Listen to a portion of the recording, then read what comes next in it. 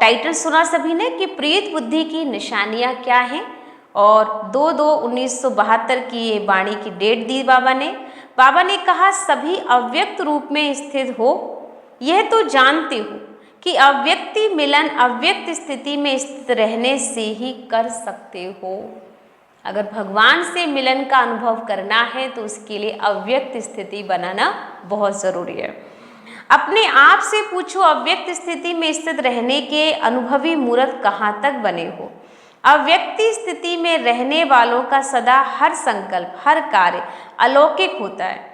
ऐसा अव्यक्ति भाव में व्यक्त देश और कर्तव्य में रहते हुए भी कमल पुष्प के समान न्यारा और एक बाबा का प्यारा सदा रहना है। बाबा का प्यारा बच्चा बन के रहना है और हर चीज से न्यारा होकर रहना है। ऐसे अलौकिक अव्यक्ति स्थिति में सदा रहने वालों को कहा जाता है अल्लाह लोग। कौन से लोग हैं? सभी अल्लाह लोग हैं। और अल्लाह लोग क्या होते हैं कि जो सदा ही अल्लाह की बात मानने वाले होते हैं, अल्लाह के कार्य में सदा सहयोगी बच्चे होते हैं। टाइटल तो और भी हैं, ऐसे को ही प्रीत बुद्धि कहा जाता है। प्रीत बुद्धि और विपरीत बुद्धि दोनों के अनुभवी हो गए ना सभी, इसलिए आप लोग मुख्य स्लोगन लिखते भी हो कि विनाश काले प्रीत बुद्धि पांडव विजयंती और विनाश काले विपरीत बुद्धि विनश्यंती। जिनकी बुद्धि विपरीत हो जाती है वो विनाश को प्राप्त होते हैं, और जिनकी बुद्धि भगवान में लग जाती है वो प्राप्तियों को प्राप्त करते हैं, अर्थात कि निश्चय तथा विजय को प्राप्त करते हैं। इस स्लोगन को सारे दिन में अपने आप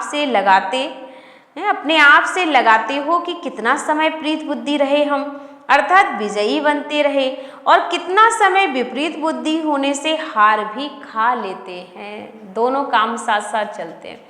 अगर प्रीत बुद्धि बन गए तो विजयंती हो जाएंगे, और अगर माया से हार हो गई तो बाबा ने कहा कहीं ना कहीं हारे हुए बन जाएंगे।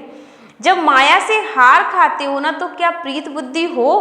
प्रीत बुद्धि अर्थात विजयी होता। प्रीत इंसान को हमेशा विजयी बनाती है, इसलिए हमेशा ही प्रीत बुद्धि बनकर रहना है। प्रीत बाबा से एक पल भी हमारी कम नहीं होनी चाहिए, क्योंकि भगवान के बच्चे हैं ना, और भगवान के बच्चे भगवान से प्यार नहीं करेंगे तो किससे प्यार करेंगे। तो जब दूसरों को सुनाते हो ना कि विनाश काले विपरीत बुद्धि मत बनो, प्रीत बुद्धि बनो, तो अपने को भी देखते हो कि इस समय हम प्रीत बुद्धि हैं व विपरीत बुद्धि हैं। प्रीत बुद्धि वाला कब श्रीमत के विपरीत एक संकल्प भी नहीं उठा सकता है। जिसका प्रीत है भगवान से, तो जिससे हम प्रीत करते हैं उसके अपोजिट हम कभी एक कदम भी नहीं उठा सकते। हमें ध्यान रहता है कि हम उसे प्यार करते हैं, उसके सही में गलत में हर चीज़ में हम खड़े रहते हैं, क्योंकि हमारा प्यार होता है। और प्यार तो आप सब जानते हैं, एक पतंगे का भी लाइट से प्रेम हो जाता है ना, तो उसे जब प्रेम हो जाता है तो वो भी जानता है कि मैं सुबह मर जाऊंगा, सुबह ये नहीं रहेगी लाइट, लेकिन फिर भी वो उसके आसपास ही उस प्रेम में मंडराता रहता है और सुबह वो खत्म हो जाता है। तो ऐसी प्रीत जैसे होती है ना, वो पीछे कदम नहीं हटाता, वो हमेशा ही हर हाल में उसकी ही बात मानना पसंद करता है। तो भगवान से जिनकी प्रीत है वो एक कदम भी पीछे नहीं हटा सकते। अगर श्रीमत के विपरीत संकल्प व वचन व कर्म होता भी है तो क्या उसको प्रीत बुद्धि कहेंगे? प्रीत बुद्धि अर्थात बुद्धि की लगन व प्रीत एक प्रीतम के साथ सदा लगी हुई होनी चाहिए। प्रीत का मतलब प्रीतम शिव बाबा के साथ सदा ही लगी होनी चाहिए। जब एक के साथ सदा प्रीत है ना, तो अन्य किसी भी व्यक्ति वैभवों के साथ प्रीत जुटी नहीं सकती, क्योंकि प्रीत बुद्धि अर्थात सदा बाप दादा को अपने सम्मुख अनुभव करेंगे। जब बाबा सदा सम्मुख है ना, तो ऐसे सम्मुख रहने वाले कब विमुख नहीं हो सकते। सम्मुख आत्मा कभी भी बेमुख नहीं हो सकती। बेमुख होते हैं अर्थात बाप सम्मुख नहीं है। प्रीत बुद्धि वाले सदैव ही बाबा के सम्मुख रहने के कारण उनके मुख से उनके दिल से सदैव यही बोल निकलते हैं, तुम ही संग खाओ। आप सब जानते हैं, आप जिसे प्यार करते हो ना, आपका मन करता है कि उसी के साथ बैठें, उसी के साथ खाएं, उसी के साथ रहें, क्योंकि प्रीत एक ऐसी चीज़ होती है जो हमें हर काम उसके साथ रहना अच्छा लगता है। तो ऐसे ही बाबा के साथ अगर प्रीत है ना, तो हम एक पल भी उसके बिन नहीं रह सकते। हमें लगेगा कि बाबा नहीं है ना तो भोजन ही अंदर नहीं जाएगा, वो भी फीका लगने लगता है। तो प्रीत का मतलब बाबा संग खाऊं, बाबा संग बैठूं, बाबा संग उठूं, बाबा संग ही खेल पाल करूं, मुझे जो भी कुछ करना है ना बाबा के साथ करना है। तो तुम्ही से बैठूं, तुम्ही से बोलूं, तुम्ही से सुनूं, है ना, तुम्ही से, बाबा से ही हमारा सर्व संबंध निभाऊं, तुम्ही से सर्व प्राप्ति करूं। उनके नैन, उनका मुखड़ा ना बोलते हुए भी बोलता है। तो ऐसे विनाश काले प्रीत बुद्धि बने हो, अर्थात एक ही लगन में एक रस स्थिति वाले बने हो। जैसे साकार रूप में, साकार देश में, वरदान भूमि में जब सम्मुख आते हो तो जैसे सुना वैसे ही सदा प्रीत बुद्धि का अनुभव करते हो ना, अनुभव सुनाते भी हो। ऐसे ही बुद्धि योग द्वारा सदा बाप दादा के सम्मुख रहने का अभ्यास करो, तो क्या सदा प्रीत बुद्धि नहीं बन सकते? जिसके सम्मुख ही हैं सदा बाप दादा, जैसे सूर्य के सामने देखने से सूर्य की किरणें अवश्य ही आती हैं। सूर्य के सामने देखने से सूर्य की किरणें हमें मिलती हैं। इसी प्रकार अगर ज्ञान सूर्य बाबा के सदा सम्मुख रहो तो ज्ञान सूर्य के सर्व गुणों की किरणें अपने में हम अनुभव करते रहेंगे। ज्ञान सूर्य की किरणें ना चाहते भी अपने में धारण होते हैं, अनुभव करेंगे, लेकिन तब जब बाबा के सदा सम्मुख होंगे, है ना। कितनी अच्छी बात कही कि हम जब बाबा के सम्मुख होंगे तो उसकी किरणें हर पल हमें अनुभव होती है, उस सागर में हम हर पल समाये हुए होते हैं। जैसे कि आप जानते हो कि धारणा करना, धारण मतलब होता है कि किसी चीज को अपने जीवन में हमें उतार लेना है। ज्ञान सुनना सुनाना तो बहुत हो गया बाबा ने कहा, लेकिन अब जीवन में हमें वो धारण करने, माने वो हमारा स्वरूप बन जाए, संस्कार बन जाए कि हम एक पल भी उस संस्कार के बिन रह ना पाए। तो सदा बाबा के सम्मुख अनुभव करते हो, उन्हों की सूरत पर भी क्या दिखाई देगा, जिससे आप स्वयं ही समझ जाएंगे कि ये सदैव बाबा के सम्मुख रहता है। जो साकार में भी सम्मुख रहते हैं उन्हों की सूरत पर क्या रहता है, साकार में सम्मुख रहने का तो सहज अनुभव कर सकते हो। बहुत पुराना शब्द है ना, तो बाबा ने कहा रिवाइज कोर्स चल रहा है ना, तो पुराना शब्द भी रिवाइज हो रहा है। यह भी बुद्धि की ड्रिल है, बुद्धि में मगन करने की शक्ति आ ही जाएगी। अच्छा, एक तो उनकी सूरत पर अंतर्मुखता की व अंतर्मुखी की झलक रहती है, और दूसरा अपने संगम युग की और भविष्य की सर्व सौमान की फलक रहती है। तो समझा, एक तरफ झलक दिखाई देती है और दूसरी तरफ उनके चेहरे में फलक दिखाई देती है। कहीं झलक है तो कहीं फलक दिखती है। इसलिए ये झलक और फलक ऐसे सदा ना सिर्फ फलक दिखाई दे लेकिन झलक भी दिखाई दे, हर्षित मुख के साथ अंतर्मुखी भी दिखाई दो। ऐसे को कहा जाता है सदा बाबा के सम्मुख रहने वाले प्रीत बुद्धि बच्चे। अगर सदा ये स्मृति में रहे ना, इस तन का भी किसी भी समय विनाश हो सकता है, तो ये विनाश काल स्मृति में रहने से प्रीत बुद्धि स्वतः ही बन जाएंगे। वर्तमान समय ना एक चीज बहुत देखने में आ रही है कि आज हम देखते इतने एक्सीडेंट, इतनी मृत्यु हो रही है, अकाले मृत्यु हो रही है, बीमारियां, इतना सब कुछ देखने में आ रहा है ना, तो ऐसा लगता है कि ये जीवन पता नहीं कब क्या हो जाए, कौन से मोड़ पे हम कब किसको छोड़ के चले जाएं, कुछ भी हमें नहीं पता है इस जीवन में। तो इस वक्त हमें हर वक्त एवर रेडी रहने की आदत डालनी चाहिए कि आज हम मिल रहे हैं, पता नहीं कल हम दूसरे पल एक दूसरे से मिल पाएंगे या नहीं मिल पाएंगे। तो हमें बाबा के साथ जाना है तो हर पल हमें एवर रेडी रहना, अच्छे संस्कारों के साथ मिलना, अच्छे व्यवहार के साथ मिलना है, क्योंकि कल हमारा सिर्फ व्यवहार ही तो एक दूसरे के सामने आएगा ना, वही तो स्मृति में रहेगा। बाकी तो हम क्या हैं क्या नहीं है, कौन कहाँ पे क्या कर रहा है, कोई किसी से किसके कितने महल बने हैं, किसने कितने मकान जगह बनाई हैं, किसने कितना अपना कोई बिजनेस किया या कहाँ पे गाड़ियाँ खड़ी कर ली, ये सब चीज़ें हम यहीं छोड़ के जाने वाले हैं। लेकिन हमारा व्यवहार कितना कमाया हमने, एक दूसरे दुआएं कितनी कमाई हैं, ये साथ भी देंगी और रहने वाले जो यहाँ के वो भी याद रखेंगे। तो बाबा ने कहा इस वक्त हर पल लोग ना जीवन में दुआएं कमाने का काम करो, क्योंकि अचानक की घड़ी कभी भी बच सकती है। तो बाबा ने कहा विनाश का काल स्मृति में रहने से प्रीत स्वतः ही हो जाएगी।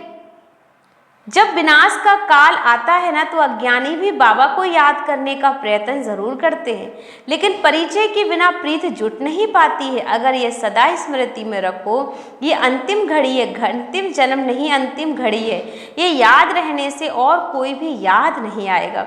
फिर ऐसे सदा प्रीत बुद्धि हो, श्रीमत के विपरीत तो नहीं चाहे चलते हो। अगर मनसा में भी श्रीमत के विपरीत व्यर्थ संकल्प या विकल्प आते हैं तो क्या प्रीत बुद्धि कहेंगे?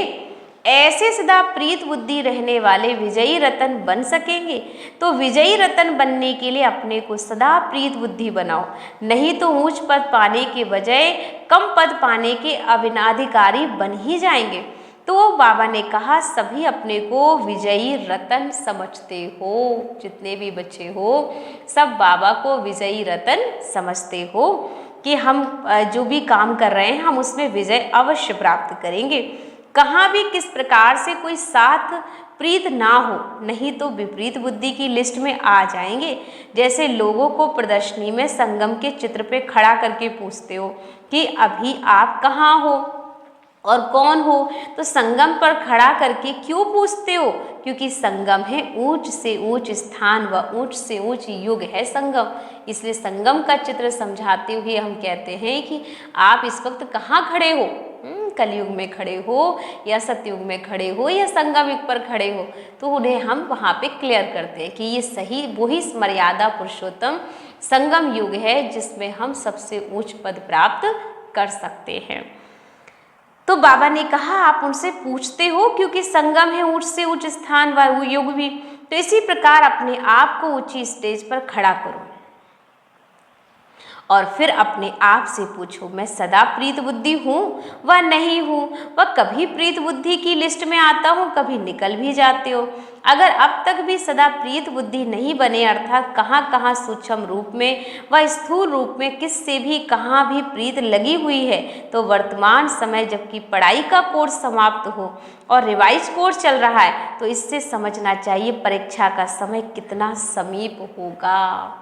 बाबा ने कहा इस वक्त जो समय चल रहा है ये बहुत ही बड़ी परीक्षा का समय चल रहा है।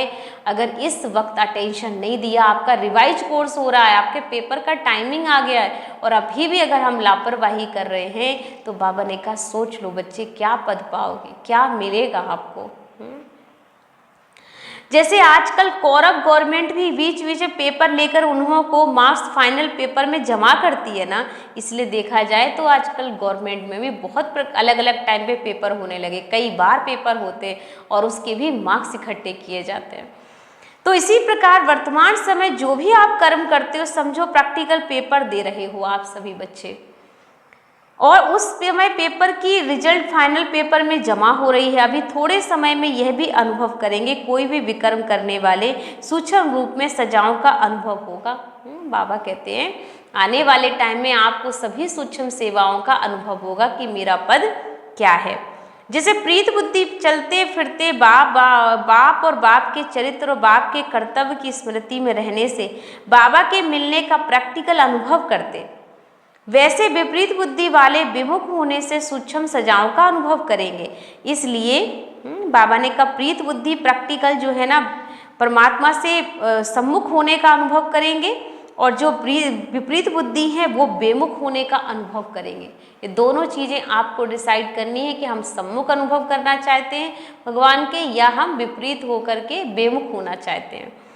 तो बाबा ने कहा बाप के चरित्र और बाप के कर्तव्य की स्मृति में रहने से बाबा के मिलने का प्रैक्टिकल अनुभव करते हो, वैसे विपरीत बुद्धि वाले विमुख होने से सूक्ष्म सजाओं का अनुभव करेंगे।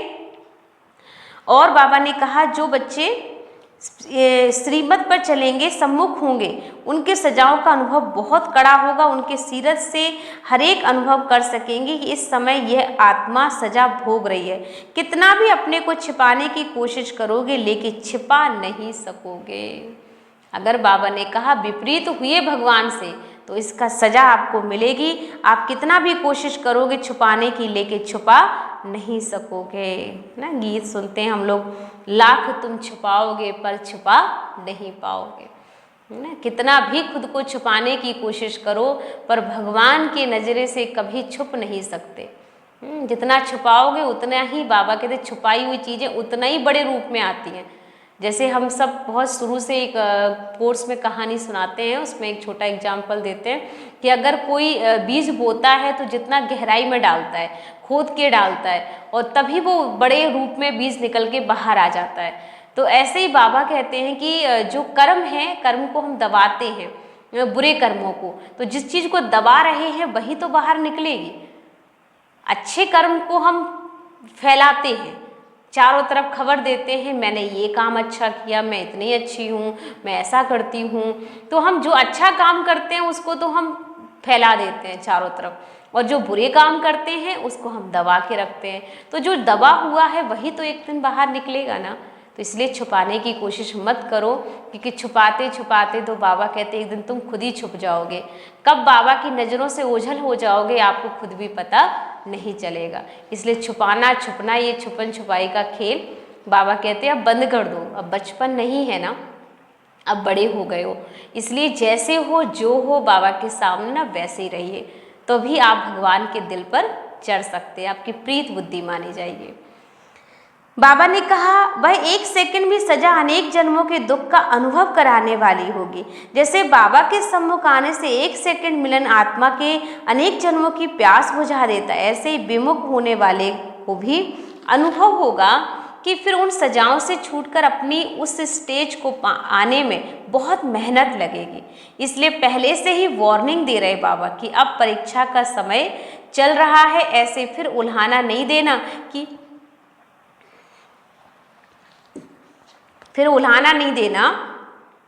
कि हमें क्या मालूम कि हम इस कर्म की इतनी गुह गति में है। बाबा कहते फिर उल्हाना देने के लायक नहीं रहोगे कि हमारे साथ ऐसा क्यों हुआ, क्योंकि उस कर्म की गति का जो प्रभाव है गुह, वो आपको उसका रिजल्ट तो मिलेगा ही। तो हमें कहेंगे उल्हाना नहीं देना कि हमें तो क्या मालूम कि इस कर्म की इतनी बड़ी गुह गति होगी। इसलिए सूक्ष्म सजाओं से बचने के लिए अपने से ही अपने को सदा सावधान रखो। अब गफलत ना करो बच्चे। देखो आज बाबा ने कर्म के ऊपर ही सारी मुरली चला दी है ना। बच्चे अपने कर्मों को जानो, अपने कर्मों की गुह गति को पहचानो। अब गफलत नहीं करो। अगर जरा भी गफलत की ना तो जैसे कहावत है, 1 का 100 गुना लाभ भी मिलता है। बाबा कहते हैं यहाँ 1 का 100 गुना लाभ भी मिलता है और 1 का 100 गुना दंड भी मिलता है। तो जितना फायदा है उतना नुकसान भी बहुत बड़ा है। तो बहुत ध्यान रखना चाहिए, क्योंकि पदम की कमाई अगर एक कदम में हो रही है ना, तो एक कदम दूसरे कदम में हमारा घाटा भी तो हो सकता है अगर हमने पीछे कदम हटाया। तो प्राप्ति जितनी ज़्यादा है उतना ही ज़्यादा लॉस हो सकता है। तो बहुत अटेंशन देकर कर्म करना है। कोई ऐसा बोल, ऐसा कर्म ना हो जाए जो मेरे कर्म से जो है किसी दूसरे को भी वो शिक्षा मिल जाए और वो भी वो गलत कर्म करने के लिए प्रेरणा प्राप्त कर ले।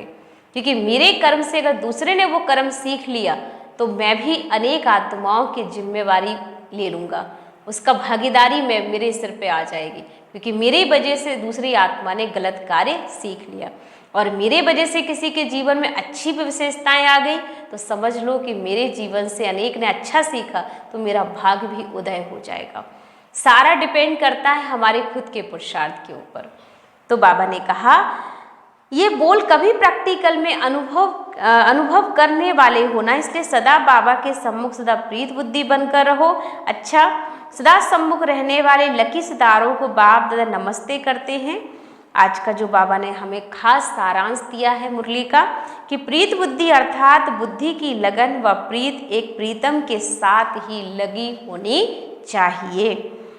जब एक के साथ सदा प्रीत है ना, तो अन्य किसी भी व्यक्ति वैभवों के साथ प्रीत जुट ही नहीं सकते, क्योंकि प्रीत बुद्धि अर्थात सदा बाप दादा को अपने सम्मुख अनुभव करने वाला प्रीत बुद्धि एक पल भी बाबा से जुदा नहीं हो सकता। गीत है ना वो हमसे जुदा होंगे और ना हम उनसे जुदा होंगे। ये जीवन एक ऐसा है जिसमें हम दोनों एक दूसरे से जुदा हो ही नहीं सकते और ना हमें कोई जुदा कर सकता है। तो सदा बाबा की प्रीत में अपने लगे रहो, श्रीमत पर चलते रहो, भगवान को अपना सब कुछ बना लो और अपने कर्मों पे विशेष ध्यान दो। क्योंकि इस महीने का हमारा जो स्टार्टिंग का जो वीक मिला है, हफ्ता इस हफ्ते हमें सिर्फ इसी पर ही, अपने कर्म पर ही चेकिंग करनी है, अपने कर्मों की गुह गति को देखना है। छुपाना बिल्कुल नहीं है, क्योंकि छुपाने से बहुत बुरा काम होता है। क्योंकि भगवान से कहाँ छुपाओगे, कितनी जगहों पे छुप कर जाओगे, कौन सा कोना पकड़ोगे जहाँ आप सोचते हो भगवान देख नहीं रहा होगा आपको। वो हर एक 100 पर्दों के पीछे से भी आपको झांक लेगा कि आपके कर्म क्या बने। इसलिए कभी भी परमात्मा से छुपाने की कोशिश मत करो और खुद से भी मत छुपाओ। क्योंकि कई बार हम खुद की ही चीज़ों को देख नहीं पाते और हमें लगता है कि हम तो बिल्कुल गलत नहीं हैं, सामने वाला गलत है। लेकिन हमसे भी बहुत गलतियां होती हैं, हमें उन्हें सुधारने की ज़रूरत है। और अपने कर्मों को देखिए कि भगवान मुझे देख रहा है, इसलिए मुझे कोई भी काम गलत नहीं करना। जो कर्म करेंगे हम श्रीमत के अनुसार ही करेंगे। ओम शांति।